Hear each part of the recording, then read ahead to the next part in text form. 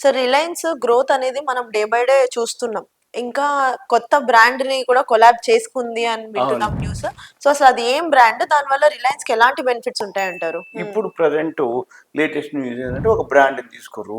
అయితే Reliance consumer products అని ఒకటుంటది. ఇప్పుడు ఏదైతే రిలయన్స్‌లోని ఇవన్నీ భాగాలు. హ్మ్. హ్మ్. రిలయన్స్ కన్జ్యూమర్ ప్రొడక్ట్స్ లిమిటెడ్ అని ఒక కంపెనీ ఉంది వీళ్ళది. రిలయన్స్ గ్రూప్‌లో. వాళ్ళేం చేశారు ఇప్పుడు ఎస్ఐఎల్ బ్రాండ్‌ని వీళ్ళు కొనటం జరిగింది. SIL brand.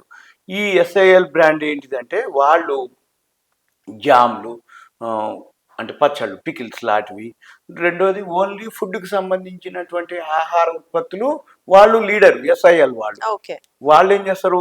అవే ఉత్పత్తులు వాళ్ళు చేయటం, మార్కెటింగ్ చేయటం జరుగుతుంది. ఇప్పుడు వీళ్ళేం చేశారు? ఆ ఎస్ఐఎల్ బ్రాండ్‌ని, ఎస్ఐఎల్ ప్రొడక్ట్స్‌ని రిలయన్స్ వాళ్ళు ఏం చేశారు? వాళ్ళు కొనుగోలు చేసినప్పుడు అంటే కొనుగోలు చేయటం జరిగింది. ఈ కొనుగోలు చేసినప్పుడు ఏమైతుంది? ఎస్ఐఎల్ కూడా ఈ ఏవైతే ఉత్పత్తులు ఉన్నాయో అవన్నీ కూడా ఆర్‌సిపిఎల్ రిలయన్స్ కన్జ్యూమర్ ప్రొడక్ట్స్ ఆధ్వర్యంలోకి వెళ్ళిపోతాయి. ఓకే. ఆధ్వర్యంలోకి వెళ్ళిపోయినప్పుడు ఏమవుతుంది? ఎస్ఐఎల్ బ్రాండు రిలయన్స్ అయింది. ఎస్ఐఎల్ సంపాదించేది కూడా రిలయన్స్ ఏదైతే కన్జ్యూమర్ ప్రొడక్ట్స్ ఉందో దాంట్లో ఒక భాగం అవుతుంది. అంటే ఏమవుతుంది? రాబోయే రోజుల్లో రిలయన్స్ కన్జ్యూమర్ ప్రొడక్ట్స్ అనేది ఏదైతే ఉందో కంపెనీ అది గ్రోత్లో ఉంటుంది. ఎస్ఐఎల్ కూడా వీళ్ళ కిందకే వస్తుంది కాబట్టి అది సంపాదించేది కూడా రిలయన్స్ కన్జ్యూమర్కే వర్తిస్తుంది. హ్మ్. కాబట్టి వీళ్ళు ఏం చేస్తారు?